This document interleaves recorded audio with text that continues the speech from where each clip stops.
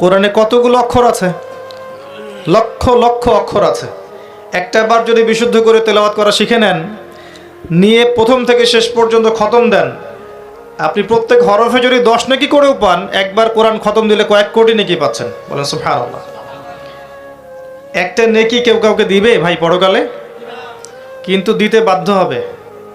দিবে না মানে দিতে বাধ্য হবে। হাদিস শোনাবো? নবী সাল্লাল্লাহু আলাইহি ওয়াসাল্লাম বলেছেন, তোমরা কি জানো সবচেয়ে বড় মিসকিন কে? মিসকিন বোঝেন? ফকির মিসকিন বোঝেন? সবচেয়ে বড় মিসকিন দরিদ্রকে? সাহাবায়ে কেরাম বললেন, আমরা তো মনে করি ইয়া রাসূলুল্লাহ, যার কাছে অর্থ সম্পদ নাই, মানুষের কাছে চেয়ে খায়, তারাই মিসকিন। নবী সাল্লাল্লাহু আলাইহি ওয়াসাল্লাম বললেন, না, সবচেয়ে বড় মিসকিন সেই ব্যক্তি যে কিয়ামতের দিনে নামাজ, রোজা, হজ, যাকাত অনেক নেকি নিয়ে উঠবে, পাহাড় সমান নেকি নিয়ে উঠবে, কিন্তু কিন্তু বহু পাওনাদার তার সামনে দাঁড়িয়ে থাকবে। সে কারো গীবত করেছে, কারো টাকা আত্মসাৎ করেছে, কারো সম্পদ লুট করে খেয়েছে, কাউকে গালি দিয়েছে, কাউকে অপবাদ দিয়েছে ইত্যাদি। অর্থাৎ মানুষের সাথে জড়িত হক ছিল, মানুষের সাথে জড়িত পাপ ছিল, যেগুলো মানুষের হক, হাকুল ইবাদ। এমন অনেক মানুষ তার সামনে দাঁড়িয়ে থাকবে এবং তখন হিসেব করা হবে যে কার কতটুকু ক্ষতি সে করেছে। নিজের নেকি থেকে তাদের ঋণ পরিশোধ করে দেওয়া হবে। ঋণ পরিশোধ করতে গিয়ে যদি সমস্ত নেকি শেষ হয়ে যায়, সেক্ষেত্রে অন্যের গুনাহ তার আমলনামায় চাপিয়ে দেওয়া হবে। বলেন নাউজুবিল্লাহ। এটা সবচেয়ে বড় মারাত্মক বিষয় পরকালে। আমরা দোয়া করি এই মজলিসে যে আল্লাহ যেন তার সাথে জড়িত পাপ থাকলে মাফ করে দেন, মানুষের সাথে জড়িত কোনো পাপ না রাখেন আমাদের। আল্লাহুম্মা আমিন। মানুষের সাথে জড়িত পাপ থাকলে কিয়ামতের মাঠে পার পাওয়া খুবই ডিফিকাল্ট। যত টাকা আত্মসাৎ করা হয়েছে, সামাজিক টাকা, রাষ্ট্রীয় টাকা, ব্যক্তিগত টাকা, পারিবারিক টাকা, আত্মসাৎ পর্যন্ত অন্যের হক মেরে খাওয়া হয়েছে, সমস্ত হকগুলো নিয়ে কিয়ামতের মাঠে মানুষ উঠবে। কিয়ামতের মাঠে দেখবেন অনেক মানুষের ঘাড়ের মধ্যে টিন নিয়ে ঘুরছে। কিসের টিন? রিলিফের টিন। কিয়ামতের মাঠে দেখবেন অনেক মানুষের কাঁধে চাল, গম, কি নিয়ে ঘুরছে? এগুলো মেরে খাইছে দুনিয়ার জীবনে।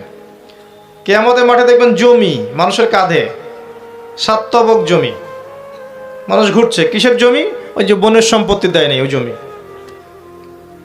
কিয়ামতের মাঠে দেখবেন টাকা, কাগজের টাকা, কাগজের টাকা।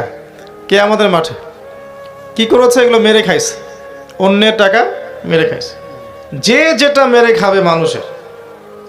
এমনকি কেউ যদি কাউকে গালি দেয় অন্যায়ভাবে, গীবত করে, এমনকি যদি মিথ্যা অপবাদ দেয়, ব্যভিচারের অপবাদ, জেনার অপবাদ, চরিত্র খারাপ ইত্যাদি অপবাদ দেয়, গালিগালাজ করে, টাকা ধার নিয়ে টাকা ফেরত না দেয়, জমি খেয়ে ফেলে, জুলুম করে, যেটাই করবে এটা তার ঘাড়ে চাপিয়ে দেওয়া হবে।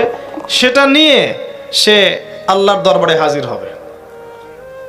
নবী সাল্লাল্লাহু আলাইহি ওয়াসাল্লাম বলেছিলেন, তোমরা দুনিয়াতেই মৃত্যুর আগেই তোমাদের পরস্পরের হকগুলোকে মিটিয়ে ফেলো, কারণ কিয়ামতের মাঠে তোমাদের এই সুযোগটা থাকবে না।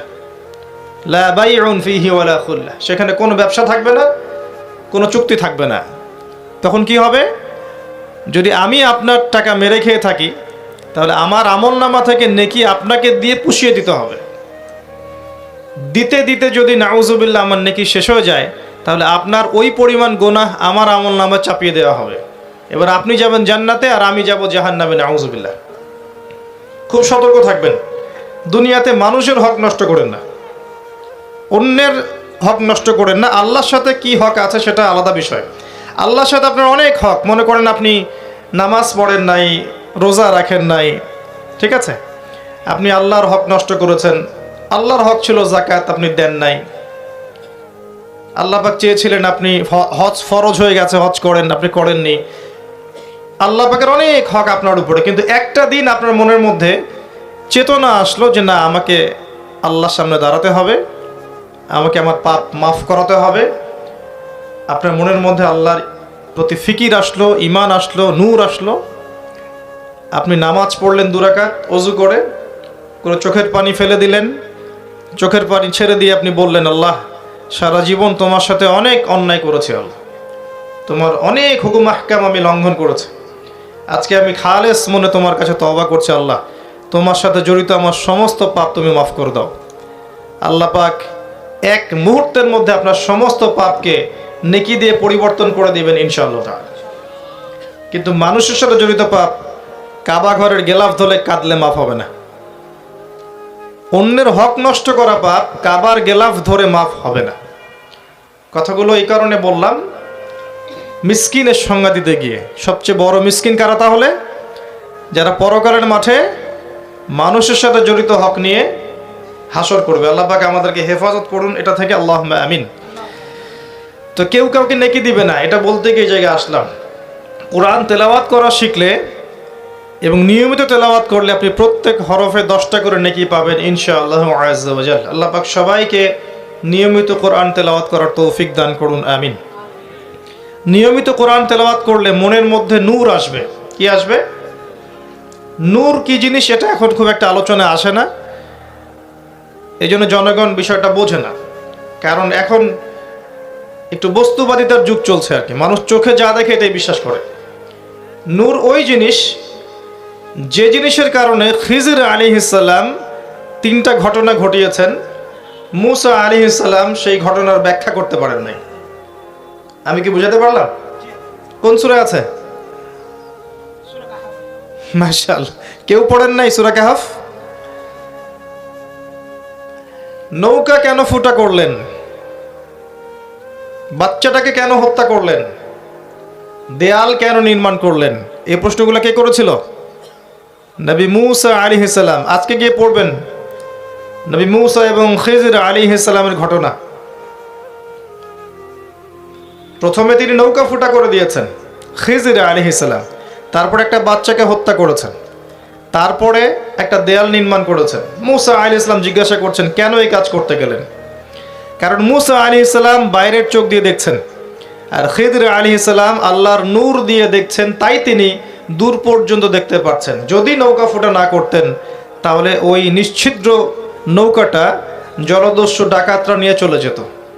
যদি বাচ্চাকে হত্যা না করতেন তাহলে এই বাচ্চা বড় হয়ে অনেক বড় ফেরাউনের মতো কাফের হতো। যদি দেয়াল নির্মাণ না করতেন ওই দেয়ালের নিচে রাখা এতিম বাচ্চার সম্পত্তি আত্মসাৎ হয়ে যেত। তিনি এগুলো দূরদর্শিতার কারণে করেছেন। এটাই আল্লাহর নূর, যেটা কোরআন বেশি বেশি তেলাওয়াত করলে আপনার কলবের মধ্যে নাজিল হবে ইনশাআল্লাহ। তখন আপনি এমন কিছু দেখবেন, বুঝবেন এবং শুনবেন যেটা 8-10 জন বুঝতে পারবে না। আরেকটা বিষয় দরকার আল্লাহর নূর পেতে হলে, সেটা হচ্ছে বেশি বেশি পরকালের ফিকির, মৌতের স্মরণ। আরও দরকার আল্লাহর বেশি বেশি জিকির আজগার করা, নিত্যদিনের জিকির আজগারগুলো প্রতিদিন করা। আরও দরকার বেশি বেশি আল্লাহর কাছে দোয়া করা এবং নফল ইবাদত বাড়িয়ে দেয়া, দান সদাকা বাড়িয়ে দেয়া। এগুলো করতে থাকলে এবং একই সাথে মন থেকে যাবতীয় প্রকার রিয়া, হিংসা, অহংকার, গীবত, তোহমতের সংস্কৃতি, আত্মহমিকা, মনের রোগ, এগুলো দূর করতে পারলে ইনশাআল্লাহ দেখবেন আপনার কলবের মধ্যে আল্লাহর পক্ষ থেকে নূর আসবে ইনশাআল্লাহ তাআলা। আল্লাহ পাক আমাদের সবাইকে নূর দান করুন, আমিন। আল্লাহ কোরআনে অনেক জায়গায় বলেছেন, সূরা তাহরিমের মধ্যে আছে, সূরা হাদীদের মধ্যে আছে, অনেক জায়গায় সূরা নূরের মধ্যে আছে যে আল্লাহ যাকে নূর দেন না তার কোনো নূর নাই। মুমিনদের ব্যাপারে আল্লাহ পাক বলেছেন সূরা হাদীদের মধ্যে, কিয়ামতের দিন ঈমানদারদের সামনে এবং ডান দিকে নূর থাকবে। কি থাকবে? ওই নূর দিয়ে তারা পথ চলবে। নূর মানে হচ্ছে আলো, আলো দিয়ে তারা পথ চলবে। মুনাফিকরা বলবে, নাকতাবিস মিন নূরিকুম, আমাদেরকে কিছু নূর দাও। বলা হবে, কিলা রুজিউ ওয়ারাকুম ফালতামিসু নূর, পিছনে ফিরে যাও, ফিরে গিয়ে নূর তালাশ করো। দুনিয়ার জীবন তোমাদেরকে প্রতারিত করেছিল। সূরা তাহরিমে আছে, ঈমানদাররা দোয়া করবে, রব্বানা আতমিম লানা নূরানা ওয়াগফির লানা ইন্নাকা আলা কুল্লি শাইইন কাদির। হে আল্লাহ, আমাদের উপর আপনার পক্ষ থেকে নূর দান করুন, আমাদেরকে রহম করুন এবং আপনি প্রত্যেকটা বিষয়ের উপর কর্তৃত্বশীল। অনেক আয়াত আছে। দুনিয়ায় নূর অর্জন করতে না পারলে কবর আলোকিত থাকবে না। কবরে নূর না থাকলে পরকালে নূর পাওয়া যাবে না। আল্লাহ পাক আমাদের সবাইকে আল্লাহ নূর অর্জন করার তৌফিক দান করুন, আমিন।